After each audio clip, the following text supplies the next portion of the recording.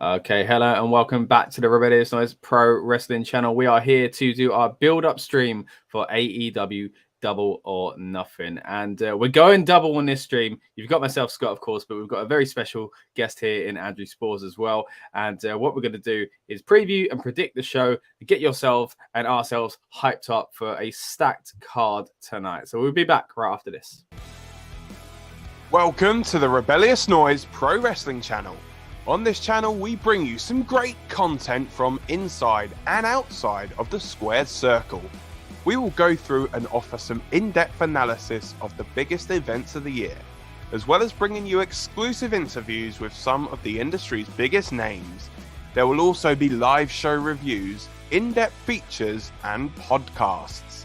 So make sure you give that subscribe button a slam so you don't miss any of the action.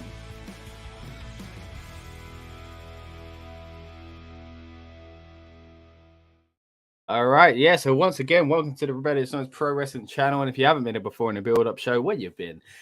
We did one yesterday, of course, for Night of Champions, but today is about the other side of the wrestling war, I guess you could say, in AEW. And it's a big one, of course, Andy, because they don't often do pay-per-views. So when they do, my goodness, do they stack their cards. We kind of previewed it a little bit already on your channel. For those that haven't seen already, we went over there, and Andy's got a load of these kind of great topical videos that we do, hopefully myself included, every now and then on a Friday night. So if you haven't already, subscribe to his channel over there, and we'll kind of touch on more of what Andy does throughout the night as well. But we were talking about on your channel, mate, just how kind of busy and stacked these cards are. And I mentioned before I came on there, a bit tired yesterday. As great as it was to have an early kind of PLE to watch, it was still quite a tiring one. Of course, streaming pretty much throughout the day as well. Tonight, I'm hoping doesn't go too long, and I always feel bad when I say that, because just looking at these these cards, it's like, what am I moaning about? It's great wrestling, but what are you thinking about the length of the card so far? Yeah, I mean, AEW is always an interesting one. As you said, they don't do as many pay-per-views. We can call them pay-per-views rather than PLEs for when it comes to AEW. Yeah, when it comes to these kind of like big events, they feel a little bit more, I don't know, grandiose maybe, because they don't come around. I think this is only the second one in 2023, and we're pretty much in June now. So, you know, by that fact, it should make them a bit more special. So you kind of think, yeah, they do go a little bit long, but they don't do them as often as WWE. So you kind of do need to give them all the matches time to breathe. There isn't any kind of dud matches on the card. I think it's something for everyone. But yeah, it's I know what you mean. You kind of don't want it to go on too long from a selfish perspective in the UK, because it's past our bedtime. We want to go to bed and you know, get up early in the morning or whatever. Then it kind of like, you know, shatters you for the next day. But for those in attendance, you probably just don't want it to end. So it's one of those kind of, if you're there live, enjoy it for as long as you can. But when you get about 6 matches in and your eyes are rolling the back of your head in the UK, it becomes very difficult. Yeah, hopefully not. I don't know what tactics I'm going to use tonight to stay up, if I'm going to half and half it and do some in the morning. But I'm looking forward to the card overall. It's a really exciting one. Also excited to have Sludge Sports in the comments once again. Join us. Thank you very much, mate, for coming back. And says, do they still do the Casino Battle Royal? I love those things. I love them as well. That is one of the things I really do enjoy about AEW's pay-per-views, as you say, we can call it that when it comes to AEW. Are these kind of random little gimmick matches they have, and these kind of, you know, usually, especially the early years when they first, I'm saying the early years, they're still a kind of relatively new company, but you know, in the first few pay-per-views like Double or Nothing, you would get these kind of the Joker and all that kind of stuff. And you know, you got these people showing up randomly. I'm not sure if we're going to get that tonight, but Sludge, we do have a battle royal. It's called the Blackjack Battle Royal. So probably a good place to start, really. Let me see if I can find the graphic for it here. This is the one I can tell because there's loads of people on it. We can see quite a few names there as well that are kind of screaming out to me. Oh wait, hold on. I have no idea that Jay White was in that. So that's a shocker for me right there. But yeah, didn't realize Jay White was going to be it. So that's a pleasant surprise. some other big names in there as well, but whether or not we're going to get one of those surprises, I'm not too sure. So we'll kind of touch on those two things first of all, Andy, if you don't mind. What do you think about this match and the title being defended in this? That a lot of people are saying is quite a shame because, Orange Cassidy has kind of made this new championship mean something, and they kind of jokingly threw it together when it was like, you got loads of challenges, and he was like, yeah, all right, I'll face them all pretty much. So what do you think about the way they've turned this into the Battle Royal? And after that, we'll get into possible surprises. Yeah, I mean, it's interesting what you said. One of the big aspects before was like the Joker, which kind of created a bit of mystique about who might be involved. Was there going to be a new big signing? Was someone going to return and maybe be out for a little while? And I think gone are those days where they need to rely on, having to do that. And there is a running joke that Tony Khan would be like, we've got a huge announcement coming on Wednesday. Yeah, Tony, it's just another Wednesday. And it's the same. It's not quite TNA were worse for it. I feel that people forget that. But TNA used to be really bad for like next week we've bought a new staple gun. Like it got kind of that bad with TNA. Don't get me wrong, there's some great surprises, Kurt Angle and stuff like that, but they did kind of get a bit memeable in the end. But yeah. So I think this is like a cool thing to put a bit more jeopardy behind it in having a battle royale, because I think, as you say, Orange Cassidy's done a great job of building the kind of prestige around that title, because it's probably one of the ones people don't really talk about in AEW. And it's a shame because for his character work, like, he does a great job. But this also might be an interesting way of getting the title off of him, but giving him a little bit of benefit of the doubt because he had so many people to kind of overcome. Lots to overcome, yeah. Yeah, so if you kind of like stick him in a ring, like, it wouldn't surprise me if he goes quite deep. Maybe he's in the final two, but it also wouldn't be a massive surprise if this is the way that they can move the title on, because when you look at some of the other matches, I don't really see many other title changes happening tonight. But I think on this one, you could put it on someone like Jay White, potentially. But he is a shock to be in this, because you think they made a bit of fanfare about him being in the company, and it was a bit of a coup getting him over, like WWE, who apparently were interested. So for him to be in a battle royale feels a little bit but at the same time, is they have such a stacked roster, like, it would be a shame just to miss him out because you don't want him in a battle royale. So maybe he wins it because of that reason and shows everyone how good he is. Yeah, I mean, you kind of got to put him somewhere, right? So unless he's like interfering in the main event or something, which still could happen or something like that, but it is a strange place. Like you say, it was a coup to get him, and I kind of forgot they did get him. So it's kind of it's strange. But like you say, they got him at a time where they're leaning towards a pay-per-view already, and as we've touched on already as well, they don't do many of these. So these cards are kind of being built for quite a long time. Some of these matches, so it would be kind of strange to just throw him in.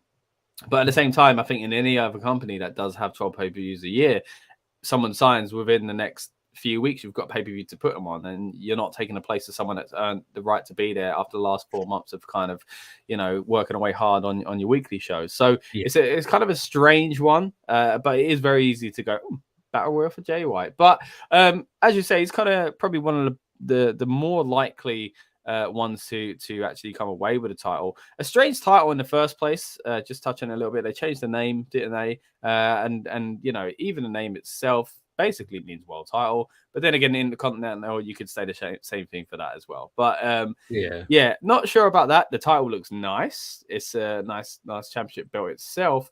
I'm just not sure it was necessary, and I'm not really sure what it's supposed to be yet. So it kind of needs to find its own little kind of space, but maybe putting it on someone like Jay White, as much as Orange Cassidy's done a good job so far, maybe that is the way to kind of elevate both Jay White and the title within the company as well. But yeah, what are your thoughts about the title overall?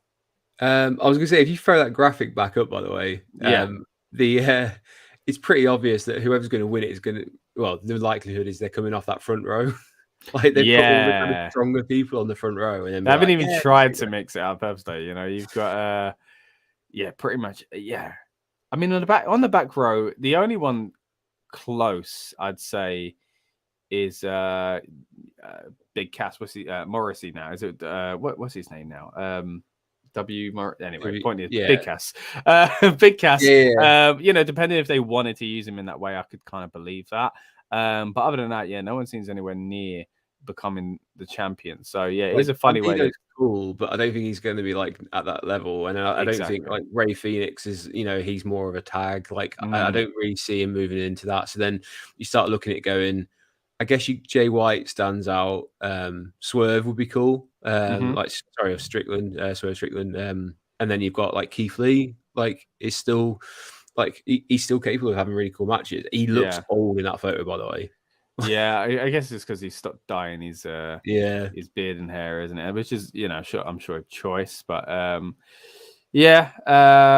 Ricky Starks as well, of course, had a pretty decent year. So wouldn't be too surprised in something like that. So there's a few different ways they can take it, but I kind of feel like it might just be Orange Cassidy because of the way people are enjoying him at the moment, and this kind of somewhat feeling of it being unjust if he does lose in a battle royal. But at the same time, to not crap, like I hate titles in a battle royal. I just put it out there. I hate when the Royal Rumble is for the title. I really do not like it. So I just it's a really strange one for me to do this, because then at the end of the battle royal to have someone keep the title, it feels like, oh, that was for nothing. But I think if any time you can get away with that is here with a fan favorite like Orange Cassidy, Yeah, true, absolutely true. I mean, when they've done it in the past, they did it early doors, didn't they, in the Rumble, and then they did that one where Triple H had it with Roman Reigns, put Roman Reigns' title on the line. So,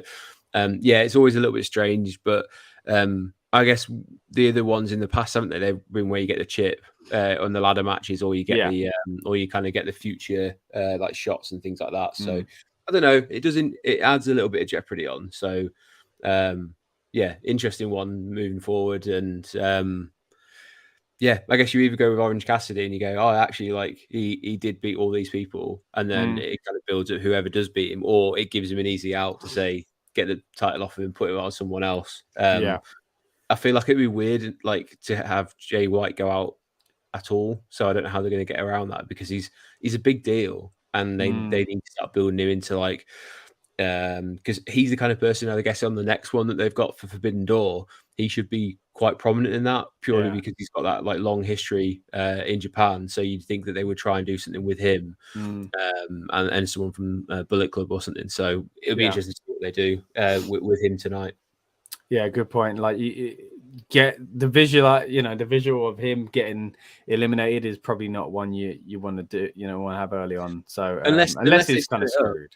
Unless they set it up for Forbidden Door across Japan and puts him out, but that could be interesting. Yeah, I mean, this kind of you thought you got away from a sort of thing by running away to America, but we've got Forbidden Door coming after you as well. So it's a good point actually. Jojo Valvano, is with us, says hype for tonight. Woo! I hope you are. Thanks for joining us, Jojo. You're getting me hyped there as well. I appreciate it. That's what this stream is all about, to get us and yourselves in the mood as well. Studsport says Ricky Starks will win. As I said, had a pretty decent year. So I wouldn't be surprised if it was time to put a title on Starks as well. So that kind of makes sense for me. But again, from that front row. So there we go. And also Jojo saying the Casino Battle Royal is now the Blackjack Battle Royal for tonight. That's a good point. I forgot to mention that. Actually, they've changed the name for this one as the Blackjack Battle Royal. So yeah, that's our kind of thoughts on the Battle Royal itself. Let's move on to another match on the card that I think is going to be quite an interesting one. Is the tag title match between FTR and Jay Lethal and Jeff Jarrett. Yes, people, I said that correctly. Jeff Jarrett. Can you believe it? I like Jeff Jarrett. I know he's kind of been a bit hit and miss for some people. Yes, he had kind of strange times in TNA at times, but also what won me over in many of those shoots in TNA was Jeff's work. So I've always been appreciative of Jeff, and I think he's an incredible mind, and you want him around basically, and he can still go. And I think there's a story there with Jay Lethal, and it's not one that you could have told me a few months ago would have made sense, but they've made it work. And of course, FTR, one of the best tag teams going today. And of course, the special guest referee / enforcer, no, it's just straight up a referee, is Mark Briscoe. And they've been playing off of this kind of whose side is Mark going to be on. And what I really liked on Dynamite is that he kind of just was like, I'm sick of this. And just like, seemed like he hated all of them, So that was very well done, because obviously the idea is that the heels are kind of buddying up to him to kind of get what they want, and the baby faces just want him to be straight down the middle and do what's right. They're both saying do what's right, but what's right is different for a baby face and the heel. So interesting to see where this one goes. I know some people were looking at it as a Mark Briscoe turn. Is that what you see happening here, Andy? Yeah, I reckon so, because I think he needs. Obviously, it's difficult to kind of not address the elephant in the room on this one because sadly with the loss, was it earlier this year or last year? Now I think it was still part of this year. Yeah. And obviously it's kind of left him in a bit of a weird position of like being a singles competitor, but still kind of being around the tag division in terms of like, take the name off it and change titles, etc. But I can see like this might be a little bit of a build for him in terms of a character and giving him something to get his teeth into. So yeah, I could absolutely see that. And I went to Nashville last year for SummerSlam, and part of that weekend was the much maligned Ric Flair's retirement match. Oh yeah. But I've got to say, I was sat there and like, for everything that was a little bit like this really shouldn't be happening, I was sat there going like, this is the first time I've seen Jeff Jarrett live and kind of doing his thing in person. There were people in that arena when he came out that legitimately tried to jump the barrier to punch him because he was that good of a heel. Like, wow. He just has this like way that a really old school, like proper 70s, 80s like heel that he just gets it, and he gets under people's skin, and he knows how to do it, and he's perfected that. And I think you're starting to see little bits of that in AEW in 2023, which sounds mental that he's still kind of on a card like this. But he's earned it. Like, his character work's still good, and he kind of like, I guess it reinforced the reason why he left WWE from a sort of creative or backstage bit, because he obviously feels like he still had enough to contribute to in-ring action. Jay Lethal's a good character as well, and like the two of them working together in that match, they did very well. So I can kind of see how that would translate across. And if anything, it was probably the best part of that match was seeing those two work as a heel.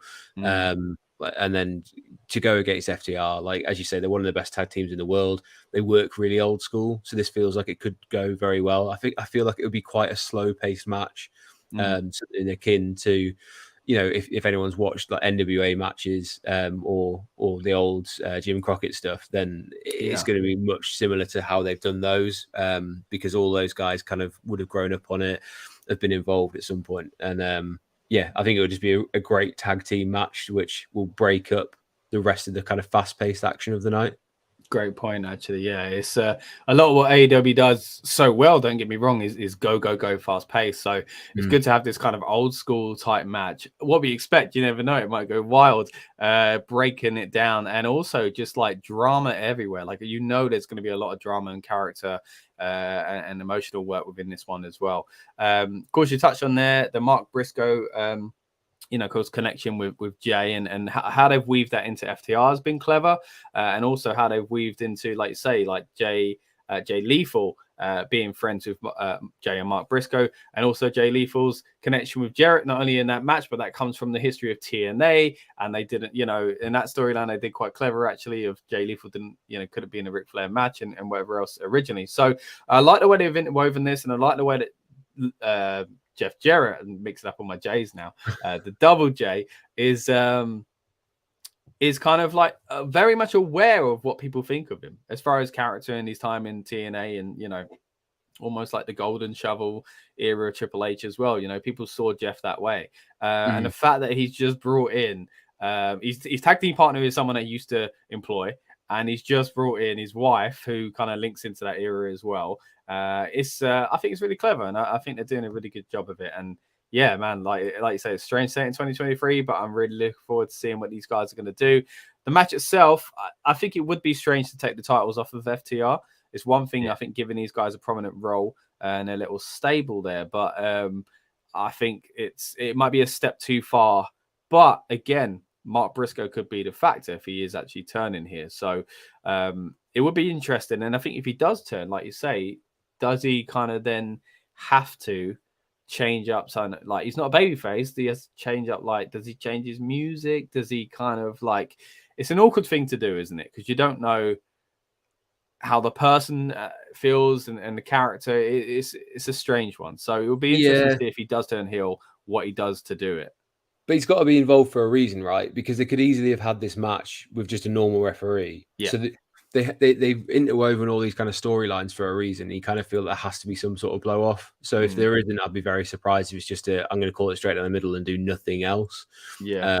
Which I guess in itself aligns with the faces. So I don't know. And even then, like FTR are great bad guys. So I know they're kind of playing it as a heel, as a face at the moment, but like they're great when they're heels as well. Yeah.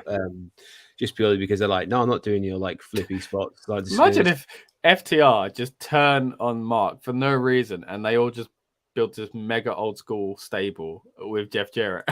Like it was all a swerve or something like that, just to fool Mark, who thought he was going to be the deciding factor. You never know. They might do something crazy like that. But let's get to a few of our comments here as well. Again, thanks to everyone that's dropping in to say hi. As we saw, Jojo says it's called the Blackjack, but also says excited for the 4 Pillars match. To be honest, I'm quite excited about that as well. Got a lot to say about that when we do get to it, so don't worry. We're going to preview every single one of these matches tonight, including the one that Sludge Sports is asking for as well, which is the Elite match. And of course, Jojo has confirmed here. Yeah, the Elite, of course, are facing the Blackpool Combat Club. We're going to get to those matches later on, guys. So stick with us, and we'll chat about those in a little bit. But for now, we're going to move on to another kind of interesting one, in the sense that if you told me a few months ago this could be where Jade Cargill could lose her streak and her title, I would say I can kind of see that. Big name in I was going to say Frankie Monet there,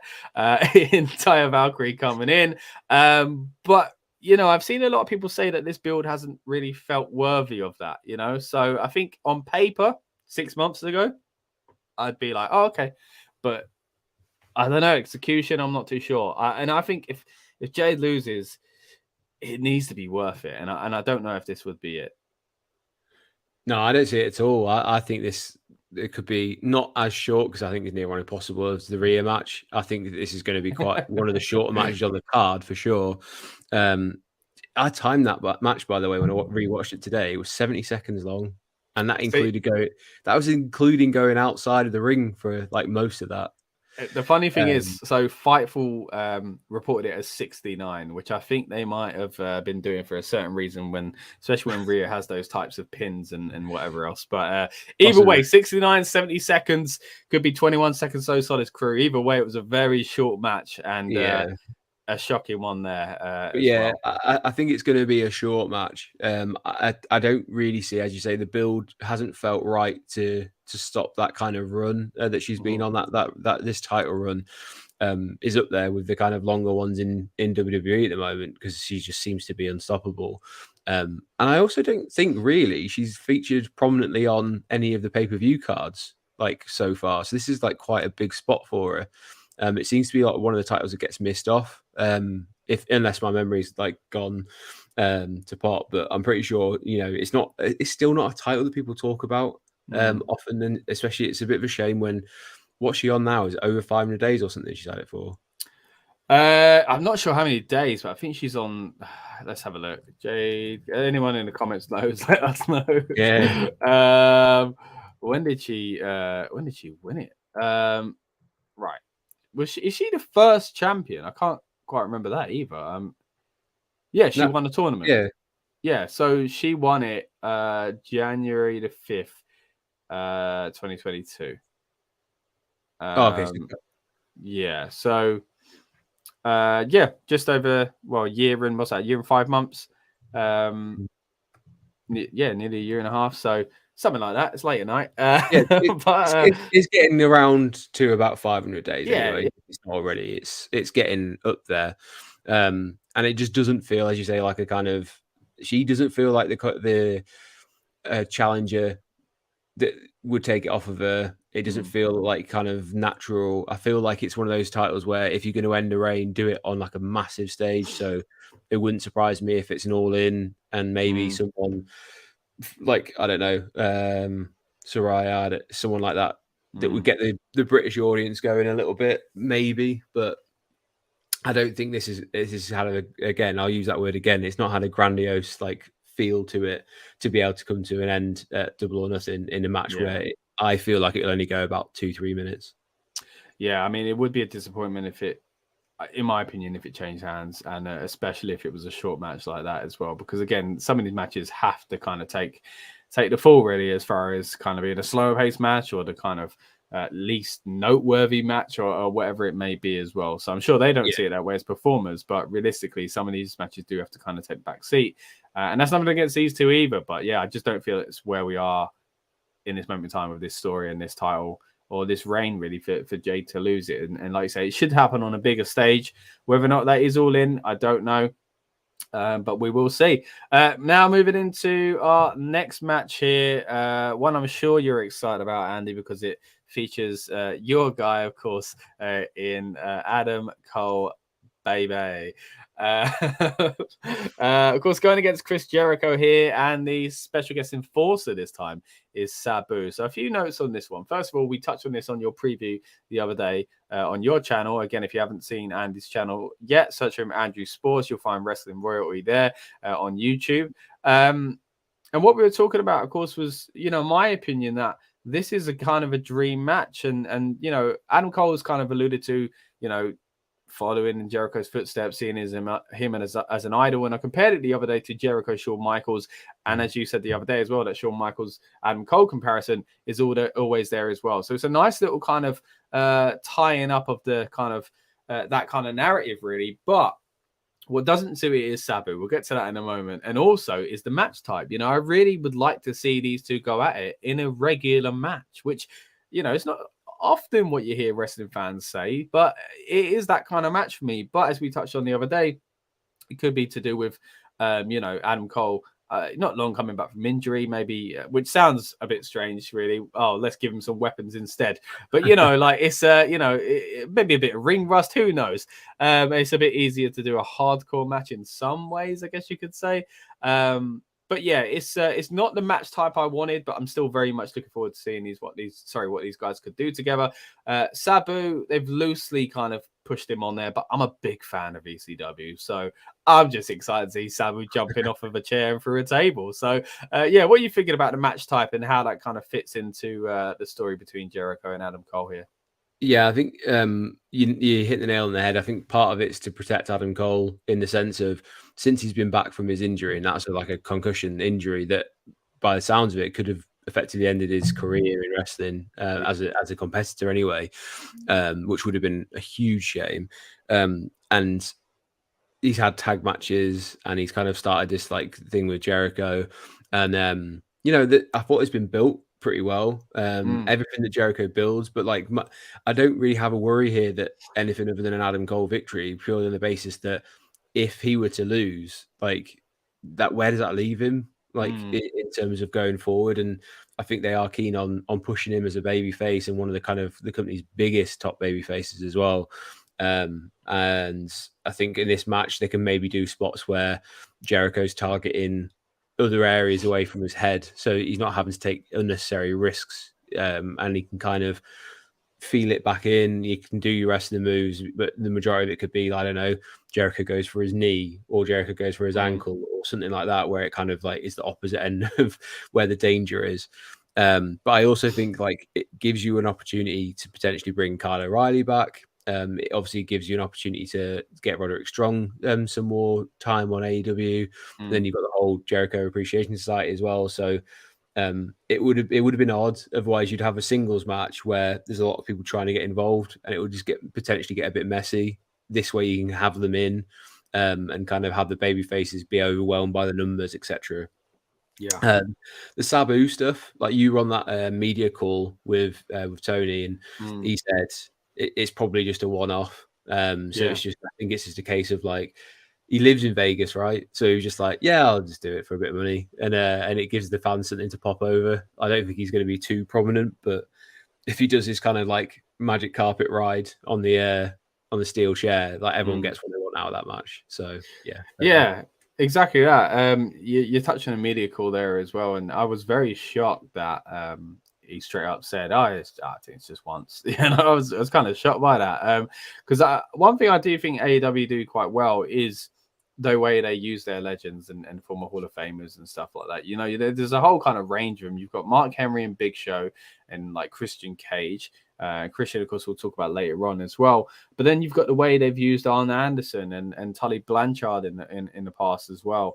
So even if it is a one and done for Sabu, it's a nice little thing. And they brought a lot of people in, not just kind of legends, but also like indie stars and you know, others like that as well, that, you know, they haven't given contracts to, but they've given moments to and stuff like that, and given appreciation to. Like, I mean, they even used Crowbar, didn't they, from WCW, you know? So like they've given people kind of nice, you know, Gangrel as well. So I like the way they do this. And yeah, it's nice to see Sabu. Maybe he isn't the kind of guy you're bringing in these days for like a story or anything like that, really in depth for an actual run. I'm not sure. I haven't seen Sabu wrestle in a long time. I'm not sure what he can and can't do anymore. Judging by the career and the stuff I did see him do, I'd imagine maybe not a lot.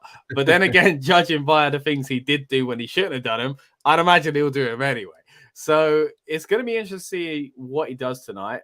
He touched on it in that call as well, that he saw Jericho and Sabu wrestle. So that's a nice little kind of touch there as well.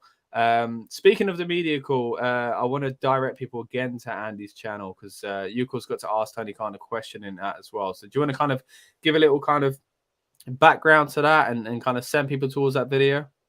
Yeah, so on my YouTube channel, I've clipped it so you can just listen to the question I asked.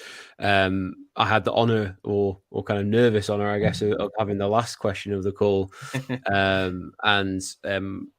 The way these things work is there's kind of two options. They kind of pick from people who have raised a hand, as it were, and you can kind of verbally ask your question, or you can submit one via a sort of messaging thing.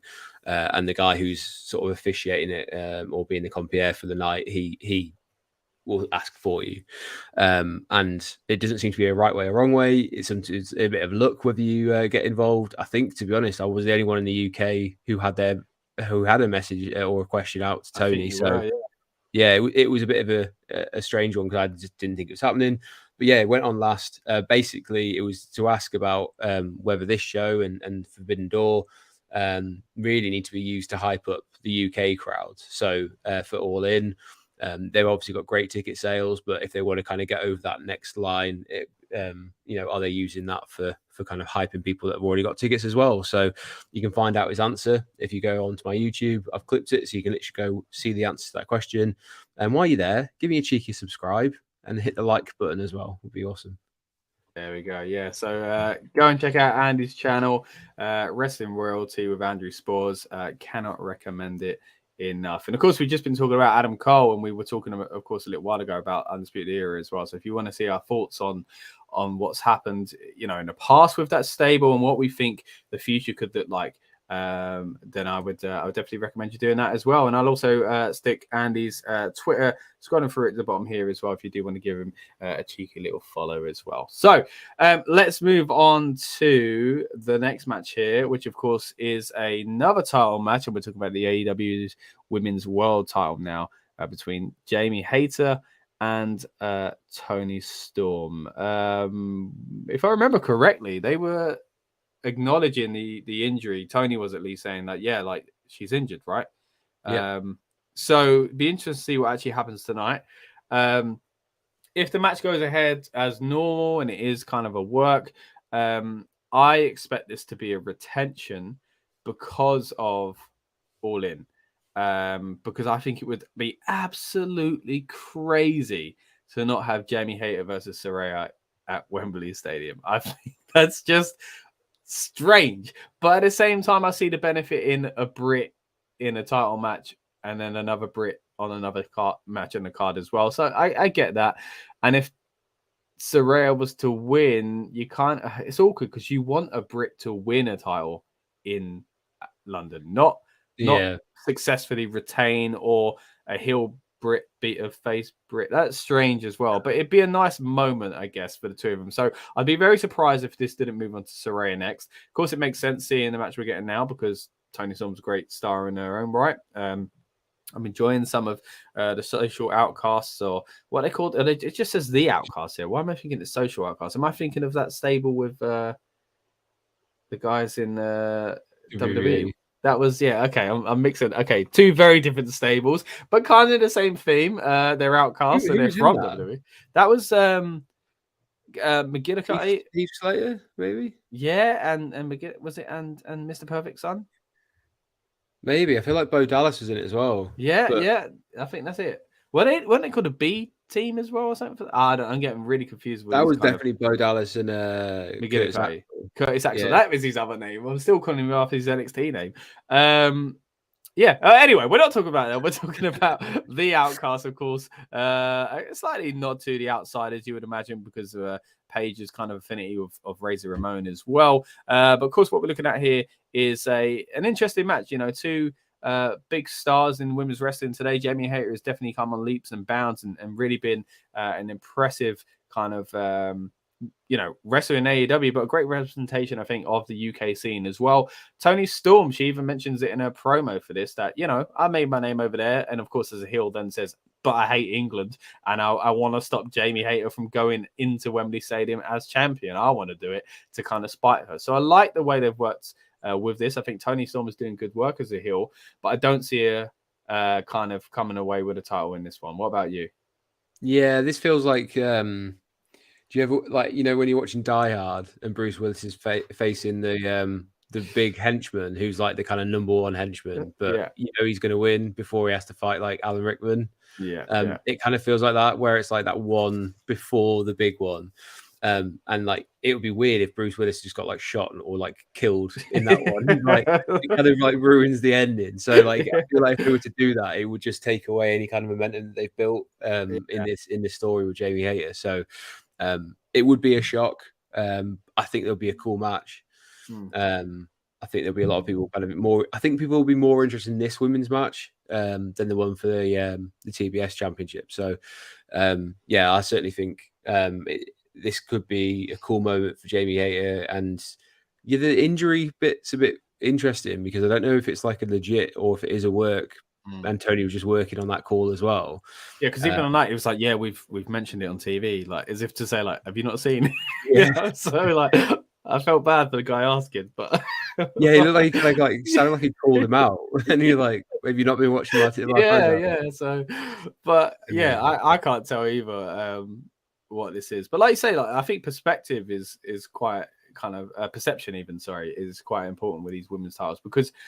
For most of the past year, I felt like the TBS title did matter more because I feel like Jade's been doing fantastic work and that streak is just kind of really cool to me. So, whereas the women's title, I've always felt that the women's division is something that they've struggled with in AEW, and I think they've got an incredible roster now. I really do think they have a fantastic amount of talent, and it's starting to go in the right direction, but we're not quite there yet, and I'm not sure what means we need, but I think most people would mention one name in particular of someone who's been working in Japan. Would bring a lot to this division, and you kind of I have to agree. Like it doesn't matter whether you like her all over or like her kind of like ethics and stuff or the way that she kind of goes about her business, but she is Monet, so you might as well kind of like address it. And she did appear in a video package for the first time on AEW this week. So that'll be interesting. I also think Jordan Grace, who her contract just finished up at Impact. Yeah, I saw that. Yeah, she'd be a cool one, and I'd like to see her versus Jade. I think that would be an awesome match to have at some point. So it'd be those two people. You bring them in, and I think it like even raises like the women's division even further, and probably puts it on a level with anywhere else. They just need to start getting the booking right, and like how many, because I did see a point. Someone was like, there was 3 matches on the WWE card in Saudi Arabia for the women. There's 2 on a 4 or 5 hour show for AEW, and that means think one of them might be short as well. I mean, not that one of those WWE ones weren't, but I think the issue is, or the risk I should say, with bringing in Mercedes Moné is that if she goes after someone and becomes a champion, it feels like that typical outsider is more important thing. And that's a dangerous thing. They've done well at the moment with someone like Jamie Hayter being a champ. And then the other side of TBS, obviously, like her versus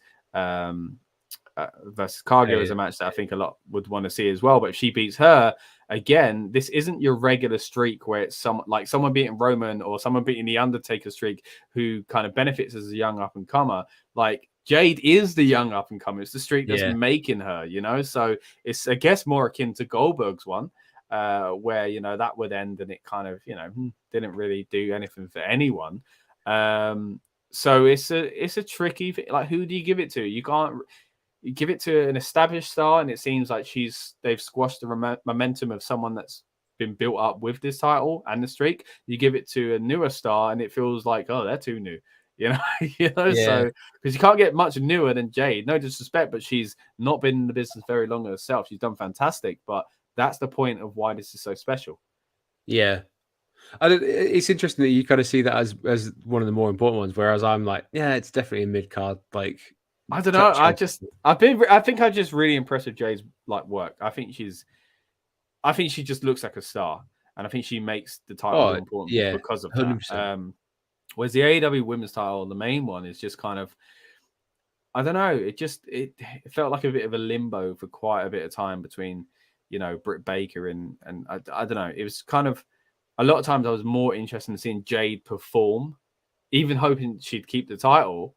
And some of those were squash matches and whatever else, but just that kind of the streak she's on has just felt more important to me than the main title. Yeah, yeah. The stuff with Britt was interesting as well, because it's effectively like going like, would you not be kind of corrupted by wanting to go for the title and rather than just stand by and let your friend have it? It's a bit like if that title means something, it should have the ability to kind of corrupt and make you want to take. And someone who's been such a good heel anyway, she was a massive heel, so strange for her to turn babyface anyway. So I was like, oh, she's going to turn back quickly. Yeah. Hasn't quite happened, and of course they've been able to use her therefore in the Adam Cole storyline. So I guess that's kind of been an extra kind of positive for that as well. Let's move into arguably one of the bigger matches. So we joked quite a lot last night on Night of Champions, the amount of times that main event gets thrown around on some of these cards as double main event, triple main event. But if this one was a card that was hyping things up that way as well, surely this would be the other main event. Of course, this is the Anarchy in the Arena match between the Elite and the Blackpool Combat Club. I've really enjoyed how we've got here storyline wise. Again, we touched on this a little while ago on your channel the other day. And I'm really excited to see this because I am a fan of these kind of over the top, silly kind of hardcore matches. I remember, of course, we had Sam Smith on that stream as well of the Give Me a Whole Year podcast and WrestleSphere, and he was saying he'd rather see this as a blood and guts match. And when he said it, I was like, yeah, I can see that now. Actually, maybe that is the better way to do it. But that being said, it's probably still the match I'm most looking forward to tonight. I love these guys. I love both stables. I love the guys individually. However you want to kind of dice this up, any kind of combination of these guys, I'd be excited to see. Really looking forward to seeing what they can do in this setting as well. What about you, mate? What are you thinking? You excited about this one? Yeah, I feel like this is one of those. This match in particular, you could create a bingo card for. Just get ready for Moxley will bleed. There will be a super kick party. There will be some sort of motorized vehicle used at some point in the match.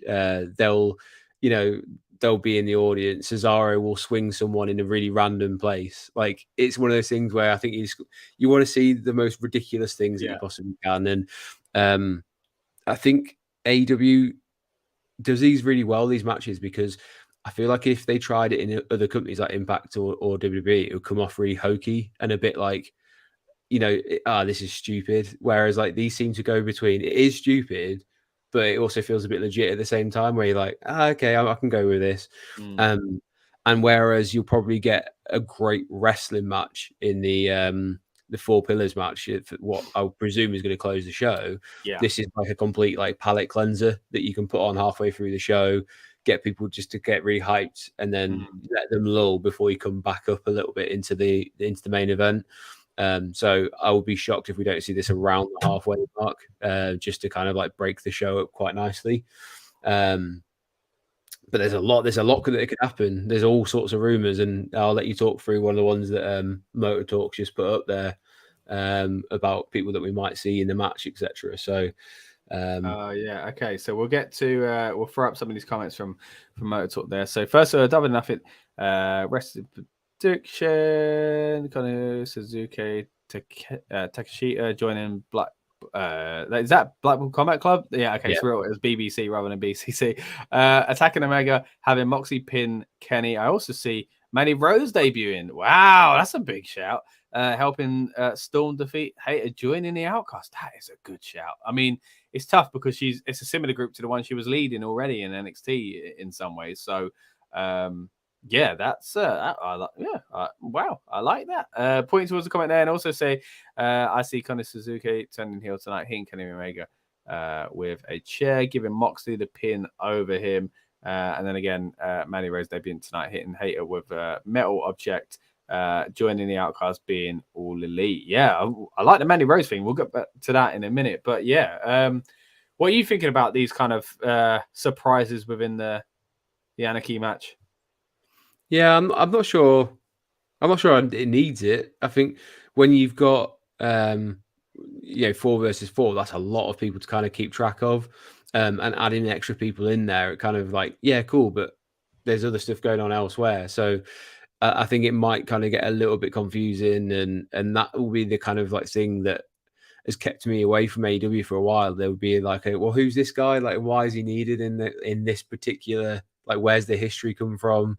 Am I supposed to like know exactly why this is happening? And I think that's the stuff that they maybe need to tone down a little bit. But I can also see why fans of his would, that Takes You to One in particular would be interested in seeing him join in. But I don't know. It just feels like it would be a bit hectic in a match that's already going to be chaotic, which I know sounds ridiculous, but there is too much you can do in these matches. Yeah, I think the thing is, like you said just a moment ago, this is going to be somewhat of a palate cleanser, and it's going to be wild and wacky. But then, and it's not contained; it is all over the place. And like you say, it's a tough space to then. Because there's not really going to be many times where they're all in the ring and there's the drama of storyline going on. It's going to be more like vicious in a different way to Blood and Guts is, where at least Blood and Guts is contained, so that if someone comes down to the ring or rips through the cage or whatever else or turns, it's a little bit more kind of in your face, if that makes sense. I mean, yeah, it could happen. Like Moxley could be in the ring and whatever else, and while the others are somewhere else in the arena and they can't get back in time or something like that. But it does feel like a strange one when there are so many moving parts already all over the place. It's a bit of a tough one to kind of do these swerves with. Yeah, there is one, I guess, and his name's completely forgotten. X Impact, he's with Kenny, but he turned on him. Don Callis. Oh, yeah, with a screwdriver and all that. Yeah. Presumably he will get involved at some point tonight as well. Because he kind of did that sit down interview with JR where he's talking about, I did the thing that a parent would normally struggle to do, but when you get a cancer, what do you need to do? You need to cut it out and stuff. So it'd be weird if they've had that moment, had those comments, and then he just doesn't get involved at all. So, you'd think he would help BCC at some point tonight to beat Kenny. Yeah, I mean, he's turned for something. It's not going to lead to a feud where Kenny fights him, is it? Like, I mean, yeah, I know he used to be a wrestler, but that's not really where we're at, is it? So, maybe I'm wrong. Maybe Don Callis is going to have a match. I'm not sure. But yeah, it's if any kind of storyline swerve happens, you're right. It's probably going to be Don Callis. But what do you think outside this match, at least, about what Motor Talk Wrestling said about Mandy Rose potentially showing up? I hadn't even thought of that. Do you know how much money Mandy Rose is making on not only but she can make both. This might be a place where she's allowed to do both. Possibly, but I don't know. Like, if there's a potential of just earning money for being in your like underwear or bikini shots, and going to exotic locations, like, and then not having to put any stress on your body, like, depends how much she loves wrestling, right? But did she ever appear like she fully loved it?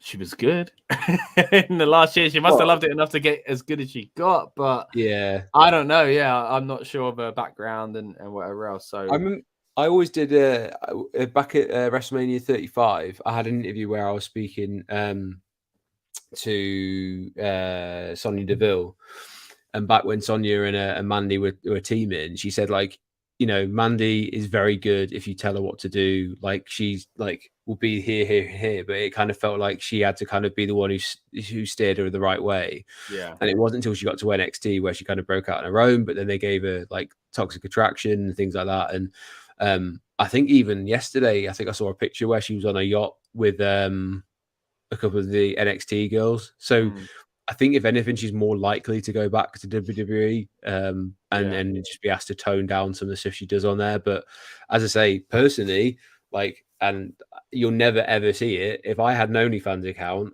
I would just be like, I'll take that money. You know what I mean? Oh mate, come on, you got me hyped and then you let me down there. Well, okay, it's under a pseudonym. You have to like, dig quite deep. I have to dig deep. All right, yeah, I'll look for it. Don't you worry. No, it's a good point, really, because I've heard the figures that she's making, and if you the justification to bring her back is the way that she left. She was starting to feel like a big star, and it felt like she was going out to the main roster and was going to be used in a prominent way. So it's a get for Tony Khan and AEW. Don't get me wrong, but will it be as much of as a get for them to put the money in it that will be in its worth? I don't think any offer will ever come close to what she's getting to do what she's doing. So other than it being a subsidized thing where, look, we're not going to be able to pay you that, but you can carry on doing that. Whereas, like you say, WWE might request that she either stops or changes it. So it'd be interesting to see where she shows up. I do think we'll see her again someday, or at least I hope we do, because it was really enjoyable. Yeah, she probably rehabilitated herself on NXT and became, as you say, she felt like a bigger deal because of how long she had the belt for, and I thought each match, excuse me, she seemed to improve, and even her mic skills, like she kind of just did enough to make herself look like a star, and then didn't have to kind of keep the microphone on her for like massive monologues or anything like that. So yeah, I'd absolutely love to see her come back. I just don't think she ever had that full massive love that you might see in someone like Becky Lynch or someone to go back into the industry as soon as possible. I think she's more than happy for take a couple of years out. She's got engaged and whatever, and she can just kind of get paid to go to the Bahamas or the Caribbean and go film content, isn't it?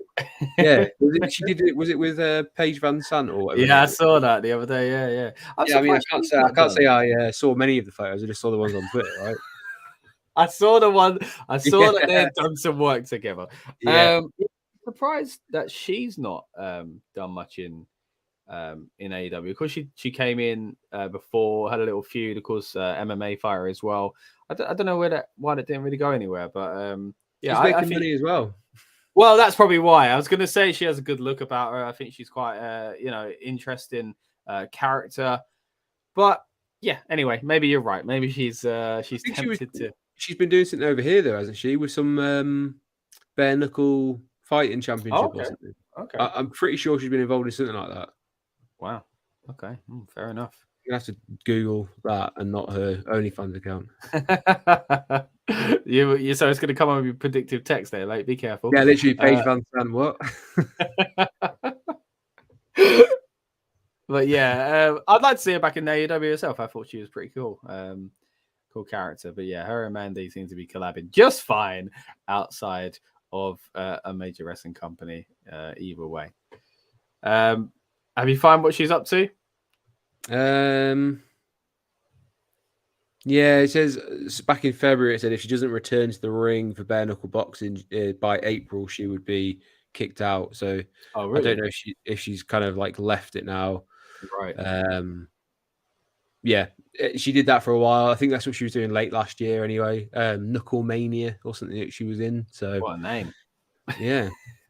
I thought it was Mania on the end of anything, apparently. I thought that was one of the tiers of her OnlyFans. Hey, that's maybe I'm digging a bit too deep there. But let's move on to the next. Also another name of a tier. Let's move on before. Oh mate, let's move on. Let's go with this match. I didn't even know this was going on until I started looking for the match graphics.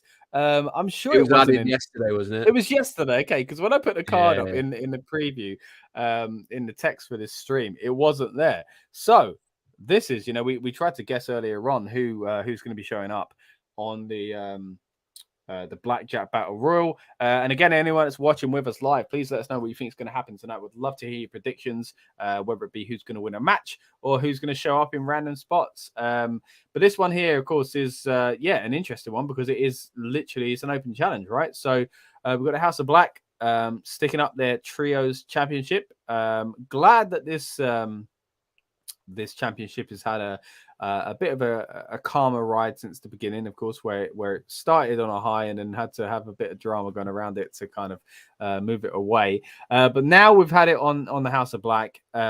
Who's coming in?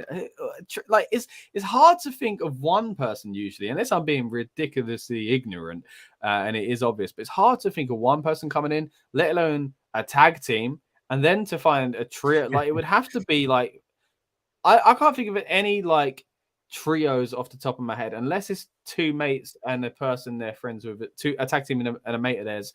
That would kind of make sense because there's history, but I can't think of an out-and-out trio off the top of my head. Yeah, because my first thought was potentially like Aussie Open and Will Ospreay because they're like close, but I'm pretty sure Will Ospreay's over in the UK doing something with Progress, wasn't he, today or yesterday? Right. Okay. Yeah. So that I don't know, that would feel weird if they managed to get into Vegas. But yeah, I don't know if there's anyone on the Battle Royale who maybe would do double duty or something that would make sense. But I guess that's why they're doing an open challenge, because at least it creates a little bit of intrigue about who it might be. A lot of intrigue. I ain't got an idea. If anyone in the comments who maybe is a bit more knowledgeable wants to kind of throw up some names which trio it might be, I'd be fascinated to know. But it instantly becomes, actually, I'd quite like to know that. And is this on the pre-show? No, I don't think it is actually. We have got a pre-show match which we'll get into in a moment, because pre-show will be starting quite soon, won't it? So this is as far as I know, this is on the main card. I might be wrong in that, but if it's on the pre-show, I think there's a different caliber of surprise. But it just feels like one person's just going to show up and go, and this guy or someone, we need one more. It's like, this ain't a match being thrown together on like weekly TV, so it feels a bit odd. You mentioned Ospreay. I'm trying to think if there's any ties between like United Empire or anything like that. Are there? But then even just like, I don't know. Like you say, like Aussie Open, Ospreay, like, it's a bit of a stretch if he's in England, isn't it? Like, and but then he's got kind of, you'd feel like he's going to do something at Forbidden Door and at All In, so you feel like he's going to get into the fold soon anyway. Oh, okay. So it says, I'm just reading here. It says the likely challengers will be former AEW tag champs, the Acclaimed and Billy Gunn. Okay. So they apparently picked up a win over Rush. Right, now I get it. And Preston Vance on Rampage. So apparently Anthony Bowen's into he basically said that they would come in for the champions on Sunday. So it sounds like it could be them. All right, that's a lot easier now. It makes a lot of sense. I mean, yeah, a tag team and their mate kind of does fit the mold there. So yeah, cool. I like that. Not bad. At least it's not three random guys just showing up going, do you want to join me as well? True. But yeah, we'll see how that goes. I think it is on the main card, but we'll have to see. We'll get the. I'm going to open up the buy. What is it called? The buy-in or the zero? Buy-in normally, yeah. What's the 0 hours? That's the other thing. The buy-in. Here we go. Right, let's get the buy-in up on another tab just so that we know what's going on. We're running through it with you guys as well. So, wow, this is wild. I've just seen the crew there and seeing Paul White and Renee Paquette being on this panel. I'm like, what am I watching? Like, it's throwing me right back to watching a pre-show for WrestleMania or something like that. But here we go.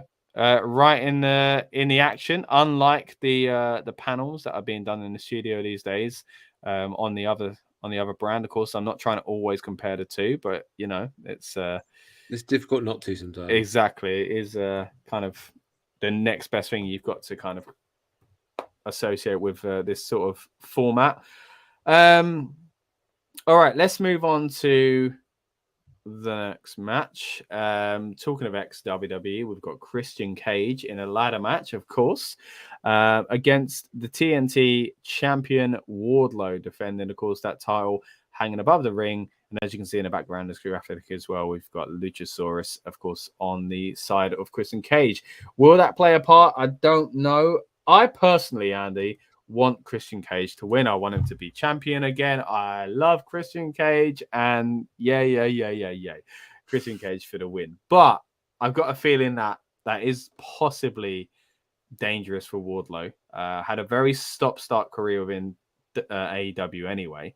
There was a time where it seemed like you could, if you would have said to me in 6 months' time he'll be AEW champion, I would have believed you. I do not believe that anymore. So would it be damaging to him? Possibly. And then the other side of that as well is Christian Cage beating him. I think Christian Cage, Jay or whoever, behind the character as well. Is he there thinking, no, I'm not here to kind of win titles and whatever else. I'm here to put over the younger guys. So does that play a factor in it as well? But personally, I think seeing Christian Cage hold a title legitimizes the title. Yeah, no, I agree. I think he's done some really good work with Jack Perry. Like that was like quite a hard hitting feud that they had. But I feel like with Wardlow, like I don't think he can do any more damage than he's already had. I don't, as you say, I think people will now struggle to see him as any kind of legitimate threat or actual challenger or contender, whatever you want to kind of call it. But I think he's lost now. He's lost a lot of momentum, and they need to just try something different with him. And I think even taking the title off him might be getting rid of a bit of a burden on his shoulders, because I don't think people are buying it. Like he had so much momentum after the MJF stuff, and then he just went, nah, actually, like there's so many other things going on that we're not even bothering. Yeah. Like that's one of the problems when you've got such a talented and deep roster. Like people are sometimes going to get lost in the shuffle if you're not careful, and it's like you need meticulous planning. And he just kind of seems like someone who they started a plan with and then just kind of went cool on. And by the time they came around to trying to build him up again, it struggles. If he beats Christian here, it does nothing for him, because then it's be like, oh, cool, you beat someone who barely wins any kind of like feuds anyway, and you beat a legend. Cool.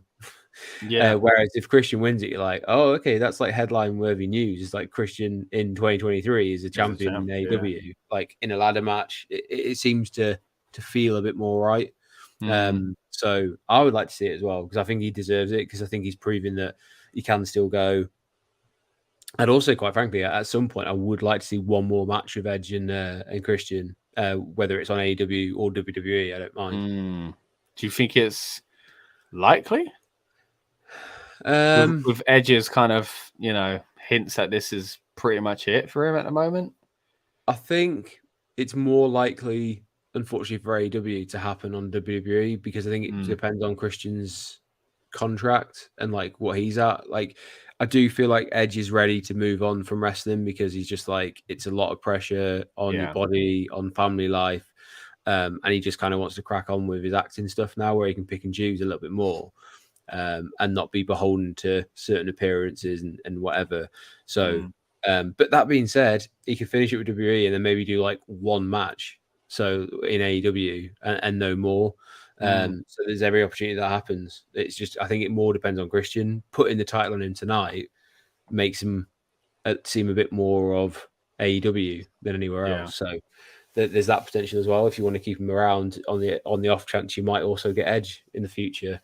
Could you imagine if Edge shows stuff in AEW? It would seem strange. I mean, there were rumors that he was kind of talking about that anyway. So a little while ago, I think Edge would feel kind of disheartened if he didn't get to retire in WWE, I think. But I think he'd also feel like, oh, I need to do a little run over there as well. I think he'd be tempted by it, like Christian Cage has been himself. So, and then there's the other side of it. Could you see a world where Tony Khan lets Christian's been the guy that's been traded for these things in the past, don't forget, in TNA and WWE appearances. So, I think things are a bit too fierce at the moment, if I'm honest, as far as WWE ever wanting to, allowing getting Christian, but having to say, here's AEW superstar, like they did with Mickie James in the Royal Rumble. I'm not sure if that's going to happen, but if anyone, Christian, and if any boss, I kind of think Tony Khan, because I think, he's very much a lover of the wrestling industry and a big person that respects a lot of these kind of talents that he's working with as well. So,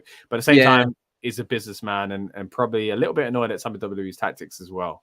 Well, he made that barbed remark on the media call where he basically said, like, I'm all for competition as long as it's ethical. And he basically seemed like he was taking a shot to say, like, people haven't been ethical. That's certainly how it came across to me, is to say, like, yeah, cool, but, like, it's not been a fair, like, level playing field for a little while or something. So I'd like to see it, but for tonight, I will definitely like to see Christian climb that ladder and get the title. Yeah. One last thing on this possible Edge thing. They could go down the Goldberg route of just booking their own thing with someone else. So you never know. I doubt Edge would. I think Edge's kind of allegiance to WWE is a bit too strong. And if anyone lures them away, it's AEW. But there we go. All right, let's move on to the next match. It is actually before we get to the main event, we'll get to what's going to be on the buy-in itself, because of course that's coming up soon as well. So we've got the Hardys and Hook versus Ethan Page and the Guns. A trios match, of course. Two guys that could have been that surprise. You never know. Could still happen for later on in the night as well. Hook's an interesting one to me because he was like the kind of easy person to get tweets about a little while ago, wasn't he? He was kind of just a cool guy within wrestling. Everybody seemed to love him. And it's really petered off. And what you said a moment ago about Wardlow needing to possibly lose the title in order to kind of find himself and find a new kind of path. Now that we're getting Collision, it could be the chance for people like that, people like Hook, to finally kind of sink their teeth into new storylines and prominent positions, because it is quite strange. They've got something special in Hook there, and it's odd that he's kind of not progressed since that initial buzz around him as well. On the other side of that, of course, we've got Jeff Hardy recently returning as well, and there's a million things we could say about Jeff Hardy and the reason he was away. I just want him to be healthy and hope we never get back there again. And I'll kind of leave it at that because I'm not sure. But yeah, am I a fan of Matt and Jeff as wrestlers? Certainly. And do I want him to kind of entertain me? 100%. So looking forward to this match in that sense. Quite enjoyed as well the stuff that we've seen from Ethan Page and the Guns over the past few years as well. Again, getting in quite prominent roles, I would say. Decent feuds, and even the way they act on Twitter, I think, is quite funny and stuff like that as well. So like playing up to their kind of characters as well. So yeah, looking forward to this. But it's one of those matches where you look at it, strange to say this about the Hardy Boys, don't get me wrong, where you look at it and you go, oh, I get why that's the one in the pre-show. Yeah, but I know that he was a last minute replacement, but why is Hook with the Hardys? Oh yeah, I don't know. But that's a good point as well, because then he wouldn't even been on this. So this kind of thing that I'm saying, like, oh, he's not done much. He would have done even less tonight if it weren't for yeah. So yeah, it is strange. Yeah, I mean, I don't really see the title that he's got as like a proper title. I know that sounds a bit like naff, but it's not. when you were like, hey, name all the AEW titles, I reckon that would be the one that either A, people forget, or B, it would be quite far down the list of people's like ones that they remember. But yeah, it feels a bit weird in the sense of like throwing that team together. I think they could have put anyone in, and the Hardys are still going to win it tonight because it's the Hardys, and they haven't had like a proper tag match on a big stage for a long time. So I think, was it Dom who said it on my stream, where he just said, like, the sooner they put the titles on the Hardys, like, the better, because then it means they can just retire because they'll have the belt and then they can just move on. Or like Matt was doing some cool work as like a sort of like a coach manager style thing. So I wouldn't even be mad if they kind of like take a step back. And I just don't want Jeff Hardy to become that all-time cautionary tale of you can ruin your body and like your mind completely, and then you end up killing yourself or someone else because you became addicted to whatever, and that's the risk that they're running. And as you say, I just want nothing but love for Jeff Hardy. He was one of the people I used to have a poster on my wall as when I was a kid, him and Chris Jericho. I just want him to be healthy and doing what, and be happy. And even if that's away from a wrestling ring, cool, because you've done enough now. And I don't know how I feel about them being on a pre-show, because it kind of feels like, you don't ruin. It's like a Premier League football player like ending their career in League Two. Like, don't do that. Like, go out on top. Yeah, no, I get that.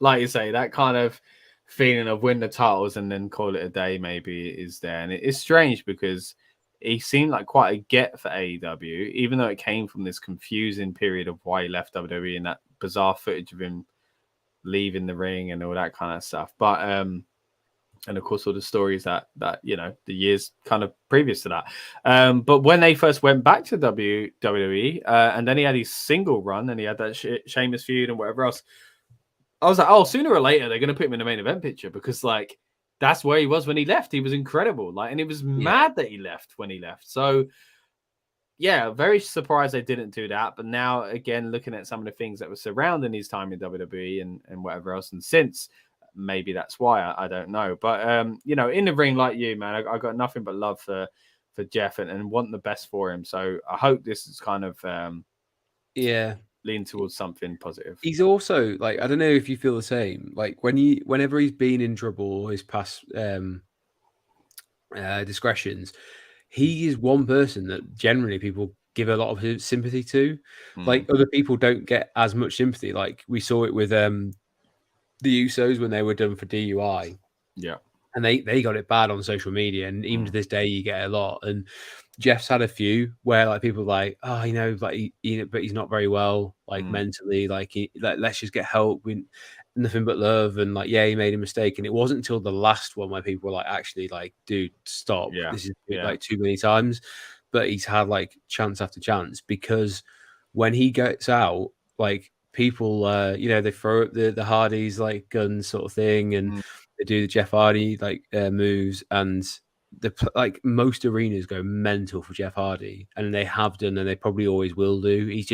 There's something about him that's so charismatic that people want to root for him. But for me as a fan, like, I don't like the idea of him being on a pre-show. I know someone's kind of got to do it, and there's not really much in the way of jeopardy or titles or anything like that in the line here. So it does make sense, but it's a bit like, you're Jeff Hardy and Matt Hardy, one of the best tag teams of all time. Now you're being thrown together with a third partner because there was a last minute change, and it's weird. It's a strange one, because even Matt, Matt's career path is wild. The fact that he reinvented himself and kind of, so much so that WWE brought him back as the Hardys, and they brought back the broken woken type stuff and whatever else, and then come to AEW and has an incredible kind of early show in there as well. Within that Stadium Stampede match, then aligns himself with Private Party and all that stuff as well. So and probably, in that sense, a bit more of a background role, as you said. So it's interesting, it'd be interesting to hear their take on things as far as how they feel about where they are in the card and what they really expect from their AEW career going forward, because time's running out, and it's a shame, but that's just simply how things are. And we've looked at this card already and just seen the incredible amount of people on the card, and we're saying how these youngsters might benefit from the brand splits. Some of these veterans might do as well. Might give them a reason to kind of be the veteran that are kind of chasing titles, like we are seeing with Christian Cage here as well. So it'd be interesting to see where a lot of these guys do land if we do officially go for this kind of brand split as well. At the moment, with the buy-in, we're just kind of seeing all the promo shots at the moment. We're not really seeing any kind of action in the ring just yet. What I did notice earlier on, though, Andy, is those moving graphics. Big fan of them, I'm guessing. Yeah, really, it's one of those things. I think social media always calls for them when there's like they do the moving graphics.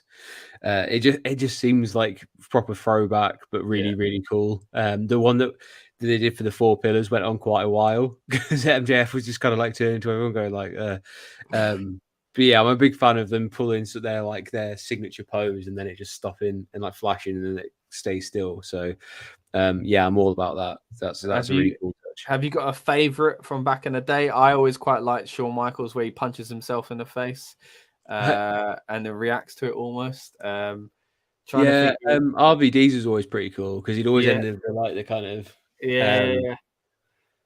I'm sure did Triple H do one at some point where he like actually did his water spit like out towards the camera, I feel like maybe he did. and then he just kind of like Yeah, the like Rock, I'm sure the Rock did one where he would kind of like do that towards someone. Yeah, like reacting to the person next to him, no matter what. Like, yeah. No, I love them, and it was WWE themselves have done a few in the past few years as well on social media, so they're very much aware of it. But AEW don't. Seth did one this year with Logan Paul, didn't he? Oh yeah. That's cool. Always good to see that. It's so weird to hear, like, because that used to feel so futuristic and cool that they'd moved from still graphics to video graphics, and now we're saying, oh, they're throwbacks and stuff like that. It's crazy kind of to look at it like that, but there we are. That's what happens when you grow up as a wrestling fan and you start getting on in the years. But anyway, let's move on to guys that aren't getting on in the years. They are very much young and sprightly with many years ahead of them, hopefully, for these four guys. Of course, in the main event tonight, Jungle Boy Jack Perry facing Darby Allin, Sammy Guevara, and a AEW World Champion, of course, in MJF. Now, I got to be honest, Andy. I'm not as hyped about this main event as I've been most AEW main events. If this was a TNT title match or anything like that, I'd be like, yeah, man, I can't wait for that. But I don't feel like three of the guys are on the level of the champion.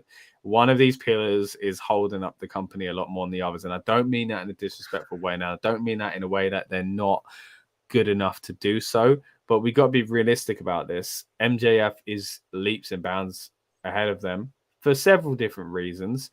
And he's one of the biggest talking points in wrestling, not AEW, in wrestling. So MJF is kind of one thing in that. And I for that reason, I don't think he's losing, spoiler alert. But also when you look at the other guys, I mean, you've got Darby Allin, I think is the closest to MJF as far as believability. I think he's that next one.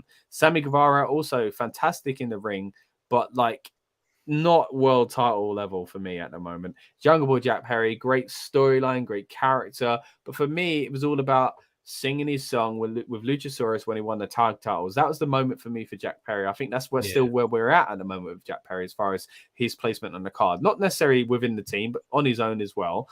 So I don't buy this match one bit. And I didn't get to ask Tony a question the other day, but one of the ones I kind of earmarked was to say, you know, I was wondering if he feels like this is kind of striking while the iron is hot, and whether or not he thought that any of these guys really at any point was worried about that they might not be one of the pillars, you know, and maybe this is again striking while the iron is hot before one of these. And I don't mean sound harsh, because I think they all have the potential to be massive stars in wrestling, but it's hard to name your four pillars and not have one of these not live up to the hype. You know, it's bad enough in tag teams that, you know, one's better than the other, you know. So that's what I kind of feel like this is at the moment. Yes, they're all really good, but I don't think they're quite to the level of world title, and I'm not sure if they ever, I don't know if they ever will get this time ever again to do this match.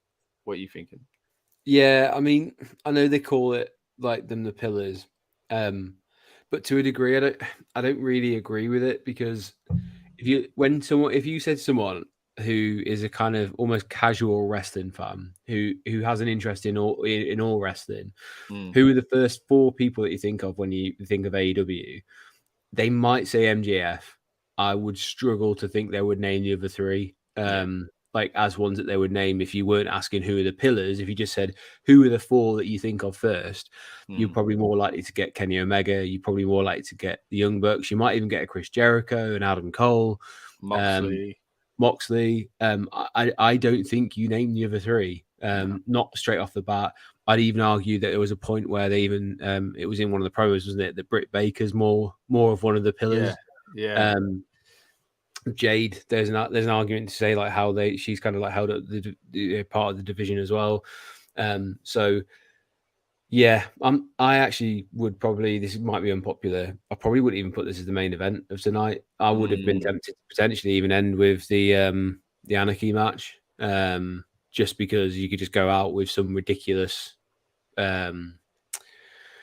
like stunts and get people like talking, but then you'd have to have something to like end on. So I wonder if there's something going to happen at the end of this, because I think there's a potential this could underwhelm. I think they're all very talented, but it just feels like another opportunity for MJF to prove that he is the champion and he is the true face of AEW. That in the process could end up burying the other three pillars. We know from what Darby Allin's saying, if it's true, he's not going to be here next year because he wants to go train and climb Mount Everest. Unless you want the visual of the AEW belt being on top of Everest, which they might do anyway. That's kind of cool. Yeah, I mean, that's super cool, but I don't really see it being like a proper thing. Jungle Boy, Jack Perry, sorry. He was at the convention in Manchester, that For the Love of Wrestling. Okay. And they had people in the ring, and he was just doing a bit with Ruby Soho and I can't remember her name. Is this the bit where you said about promos?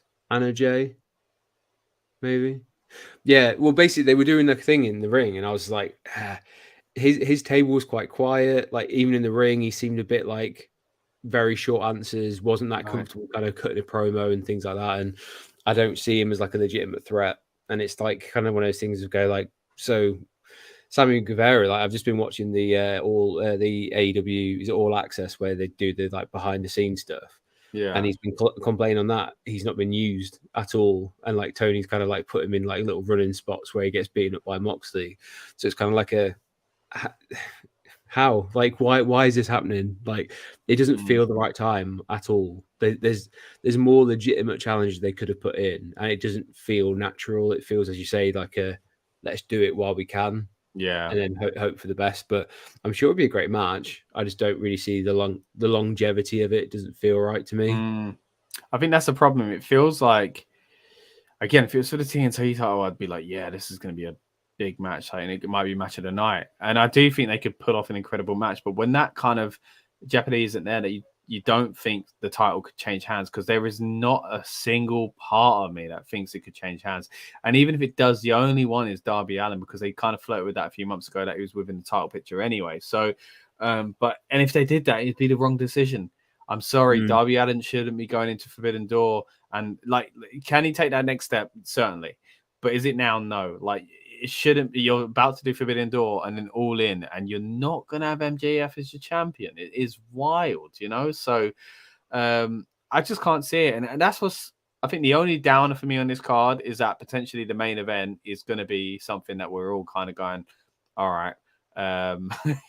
It'd be like, all right, it was a good match. And what? Like, yeah. We all know you're talented. That's why you're on AEW. That's why you were in one of the top arguably two companies in the world in your industry.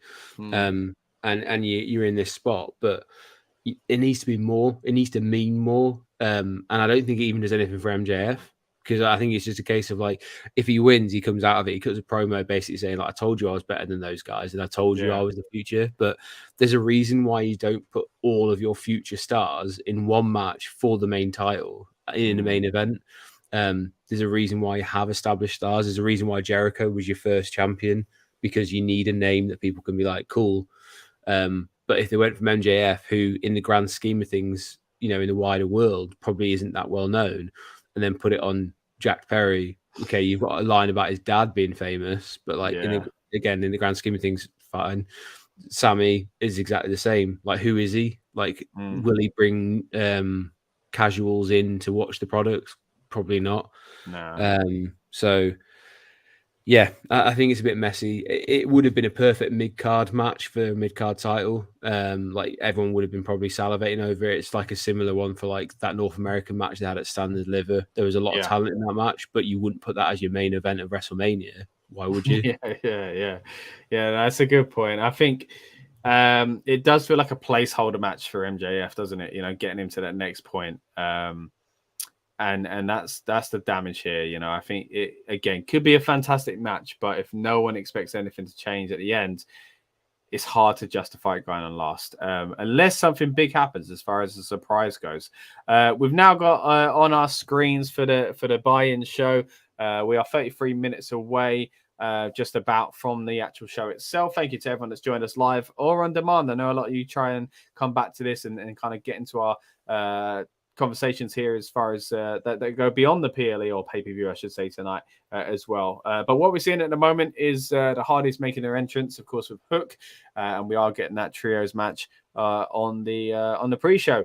Now, we mentioned there the ending, Andy, and I guess something that would kind of justify it is if something big happens at the end. MJF wins, but then someone comes in to challenge him or beat him up or something like that. Could you see that with anyone? And I think the name that probably comes to most people's minds, because although, yes, the obvious story to tell is with the Elite, if that gets really patched up. But there's also somewhere to go with MJF with this guy. And I'm thinking CM Punk's got to come back sooner or later, right? So is that a collision thing, or do you think there's any chance that we could see CM Punk back tonight? Yeah, I mean, Tony was saying, wasn't he, on the call, like it was almost like the elephant in the room where no one's allowed to kind of address it because he's not going to answer you. Yeah. They were trying to dance around it a little bit, going like, "Hey, you haven't really announced who's going to be on Collision."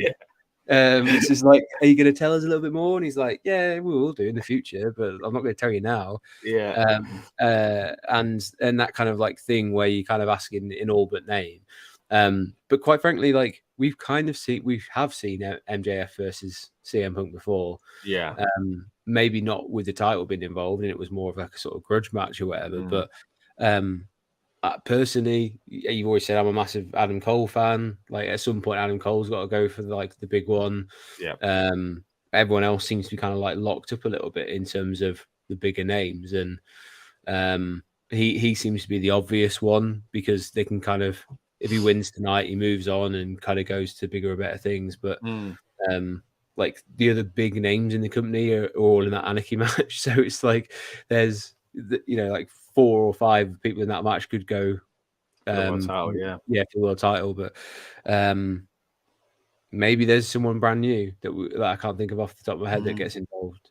But if it's going on last and they want people to be talking about it on social media, which they always do, something has to happen after the match. Like a challenger has to come down, or something like along those lines. So, I mean, another name for that is Jay White, and he's in a battle royal. So do you lose a battle royal and come out and challenge? Probably not. Do you win the title and come out and challenge for another one? Probably not. So it doesn't look like it would be Jay White. So, and like you said, a lot of them are tied up in this Anarchy match, and I'm sure it's going to be brutal, and they could potentially have someone walk out with a bandage on their head like Moxley and still go after someone else at the end of the night. But it does seem odd. So something's got to give. But then the whole Punk thing, I think it's more like, I think Tony Khan would be more tempted to do it in Collision just to know that first one's going to get an incredible rating. After, last time, the worst kept secret, I should say, in WWE, in wrestling, I should say. But I don't want that. Like, that moment when Punk came back was one of my favorite moments in wrestling history. I thought it was incredible. Like the entrance, goosebumps, amazing. Him jumping in the crowd, I felt emotional. I was so happy to see him back. I don't need that again. Like, he's coming back under different circumstances. I need him to just come back and beat someone up. Like, I don't need to be like, oh my gosh, his theme song's played and he's just going to say, I'm back, guys. Like, I need him to kind of surprise. Look, I'm a sucker for a theme song hitting and me going, oh my gosh, they're here. But like, I don't think opening Collision the same way we opened the second episode of Rampage is the right way to go. Yeah, it feels like they should do something a bit different. And even maybe if they just tease it, like literally just have like the first like note of the kind of static or whatever it is that starts it, and then just leave it as that with MJF going like, and then finish it with a bit of a confusion. You get people talking. You don't even need to have it there, but just kind of hint that it's happening, because again, it feels like it probably will happen. Like I'm sort of 90% away it's happening. So as don't repeat it, because they might not react the same way. Yes, they've kind of stacked it in that favor because they've put it in the United Center and being in Chicago, it feels like stars are aligning again. But yeah, it'd be cool to do something a bit different. Maybe he does. Maybe this is the way that they kind of like bring him back in, because people haven't forgotten about him. People still talk about him. Like, doesn't matter what else you think of him, he still gains that social media traffic for your company. So I think, there's no one like him. Even before he come back into AEW, I think he was the last one left. It was him and The Rock. As far as who you could get to be that big draw that the other company can't get. I don't think there's anyone else left. Austin came back and did a match that was incredible. Never expected that to happen, and it did. I don't see any way around it. And of course, opinions have changed about Punk, I think, over the last year. We'll never really know what happened backstage, and that's for a reason. And I just think either way, it needs to be done right. It needs to come back, and eventually they're going to cross paths on TV. But I don't know. I think MJF's the safer bet, because that is kind of like part of his press conference was also digging at MJF as well in that as well. So it'd be interesting to see whether or not he does go after him, because he's got to come back and do something. And I just don't see it being the Elite. I mean, you mentioned Adam Cole there. Adam Cole seeing Punk wouldn't be a feud I would be disappointed in seeing either. So yeah, but then even then we've got like a load of names that like they're not even used at the moment. So like Miro's not used, Andrade's not used. So there's people like that, but like again, because they've been missing for so long, they don't feel like legitimate people that could come out and challenge for a world title. But they could turn up in like a sort of battle royale. That would make sense. They could be. Here's the draft, and they're on Collision. Oh, cool. We'll actually get to see them then. That sort of stuff. So it's I don't know. Maybe they just go with the strict like MJF just flipping the crowd off. Like then that's how they end it.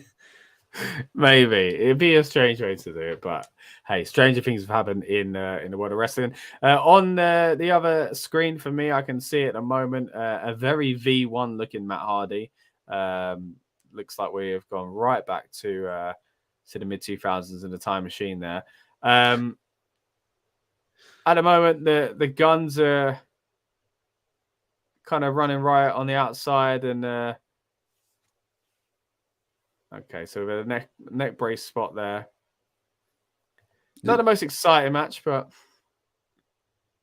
yeah, I don't know. I always find it a bit weird because like obviously other people have stopped doing matches on their pre-shows, and it's more just like strict talking about the matches like we're kind of doing, but in a hey, like we'll talk about it.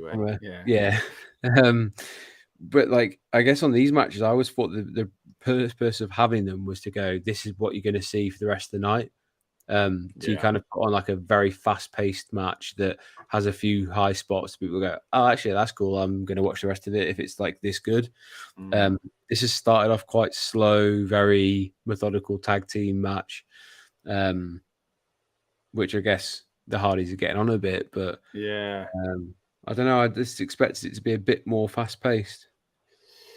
Yeah, I think the argument would be, especially the ex-WWE guys, veterans, being like, it's about psychology, brother. We're teaching these kids something. But yeah, it's, that's not how you'd expect the Hardys back in the day, of course. But it's, you're right. It's not the most exciting match to kind of get you to buy the pay-per-view, is it? I'm sure it'll have a big burst, but I'm sure it'll have a big burst towards the end. But that's pretty much it. All right, we'll start wrapping up here then. Really good to chat AEW with you, mate. Of course, we've done quite a lot of streams now together. Mainly WWE. We've touched on AEW here and there, but it's been nice to kind of get your perspective on all things All Elite as well. Give yourself a little chance to promote your stuff, mate. Let us know where they can find you. Of course, I'll bring your Twitter up, scrolling through the bottom just here as well. But let us know what kind of work you do.